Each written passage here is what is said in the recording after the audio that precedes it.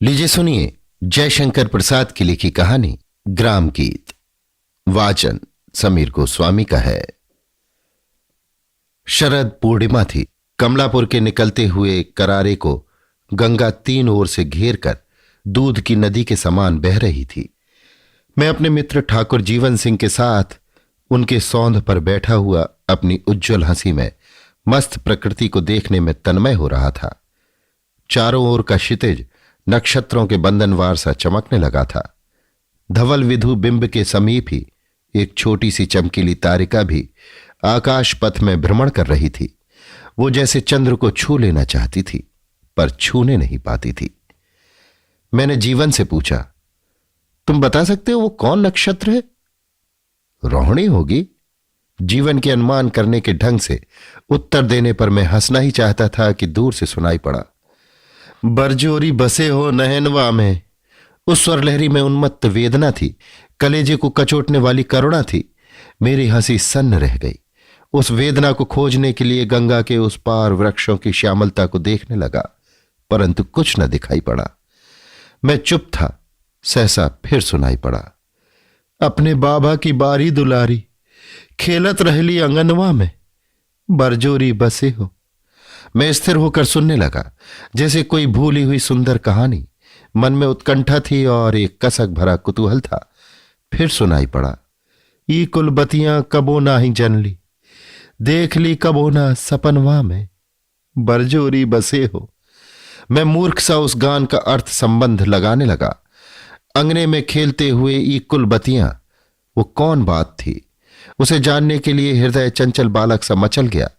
प्रतीत होने लगा उन्हीं कुल अज्ञात बातों के रहस्य जाल में मछली सा मन चांदनी के समुद्र में छटपटा रहा है। मैंने अधीर होकर कहा, ठाकुर इसको बुलवाओगे? नहीं जी, वो पगली है।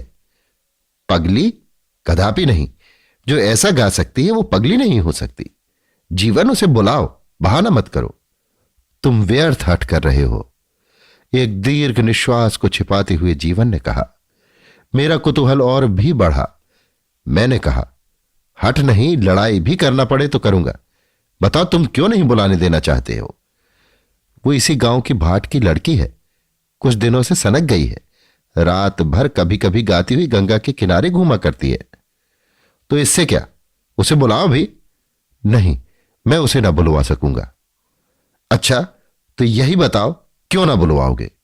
ये बात सुनकर क्या करोगे? सुनूंगा अवश्य। ठाकुर, ये ना समझना कि मैं तुम्हारी जमींदारी में समय बैठा हूं इसलिए डर जाऊंगा। मैंने हंसी से कहा। जीवन सिंह ने कहा, तो सुनो, तुम जानते हो कि देहातों में भाटों का प्रधान काम है किसी अपने ठाकुर के घर उत्सवों पर प्रशंसा के कवित्त सुनाना। उनके घर की स्त्रियां घरों में गाती बजाती हैं। नंदन भी इसी प्रकार मेरे घराने का आश्रित भाट है। उसकी लड़की रोहिणी विधवा हो गई। मैंने बीच ही में टोक कर कहा, क्या नाम बताया? जीवन ने कहा, रोहिणी।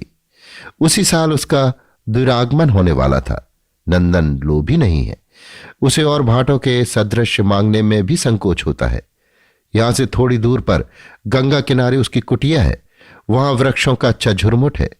एक दिन मैं खेत देखकर घोड़े पर आ रहा था। कड़ी धूप थी।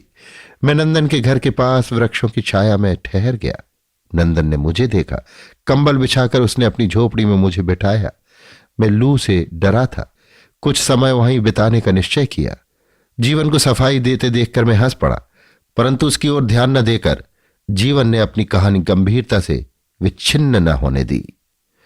हाँ तो नंदन ने पुकारा, रोहिणी एक लोटा जल लिया बेटी, ये तो अपने मालिक हैं, इनसे लज्जा कैसी?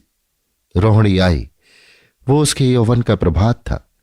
परिश्रम करने से उसकी एक एक नस और मांसपेशियां जैसे गढ़ी हुई हों। मैंने देखा उसकी झुकी हुई पलकों से काली बरौनियां छितरा रही थी और उन बरौनियों से जैसे करुणा की अदृश्य सरस्वती कितनी ही धाराओं में बह रही थी। मैं न जाने क्यों उद्विग्न हो उठा। अधिक काल तक वहां न ठहर सका। घर चला आया। विजया का त्योहार था। घर में गाना बजाना हो रहा था। मैं अपनी श्रीमती के पास जा बैठा। उन्होंने कहा, सुनते हो? मैंने कहा, दोनों कानों से। श्रीमती ने कहा, ये रोहिणी बहुत अच्छा गाने लगी। और भी एक आश्चर्य की बात है, ये गीत बनाती भी है, गाती भी है। तुम्हारे गांव की लड़कियां तो बड़ी गुणवती है। मैं हूं कहकर उठकर बाहर आने लगा। देखा तो रोहिणी जवारा लिए खड़ी है। मैंने सिर झुका दिया। यव की पतली पतली लंबी धानी पत्तियां मेरे कानों से अटका दी गईं। मैं उसे बिना कुछ दिए बाहर चला आया। पीछे से सुना कि इस धृष्टता पर मेरी माताजी ने उसे बहुत फटकारा। उसी दिन से कोर्ट में उसका आना बंद हुआ। नंदन बड़ा दुखी हुआ, उसने भी आना बंद कर दिया। एक दिन मैंने सुना उसी की सहेलियां उससे मेरे संबंध में हंसी कर रही थी। वो सहसा अत्यंत उत्तेजित हो उठी और बोली, तो इनमें तुम लोगों का क्या? मैं मरती हूं, प्यार करती हूं उन्हें, तो तुम्हारी बला से। सहेलियों ने कहा, बाप रे, इसकी ढिठाई तो देखो। वो और भी गर्म होती गई, यहां तक उन लोगों ने रोहिणी को छेड़ा कि वो बकने लगी। उसी दिन से उसका बकना बंद न हुआ। अब वो गांव में पगली समझी जाती है। उसे अब लज्जा संकोच नहीं। जब जो आता है गाती हुई घूमा करती है। सुन लिया तुमने, यही कहानी है। भला मैं उसे कैसे बुलाऊं? जीवन सिंह अपनी बात समाप्त करके चुप हो रहे और मैं कल्पना से फिर वही गाना सुनने लगा। बरजोरी बसे हो नयनवा में। सचमुच ये संगीत पास आने लगा। अब की सुनाई पड़ा। मुरी मुस्काई पढ़ियो कुछ टोना, गारी दियो किधो मनवा में, बरजोरी बसे हो। उस ग्रामीण भाड़ भाषा में पगली के हृदय की सरल कथा थी, मार्मिक व्यथा थी। मैं तन्मय हो रहा था। जीवन सिंह न जाने क्यों चंचल हो उठे, उठकर टहलने लगे। छत के नीचे गीत सुनाई पड़ रहा था।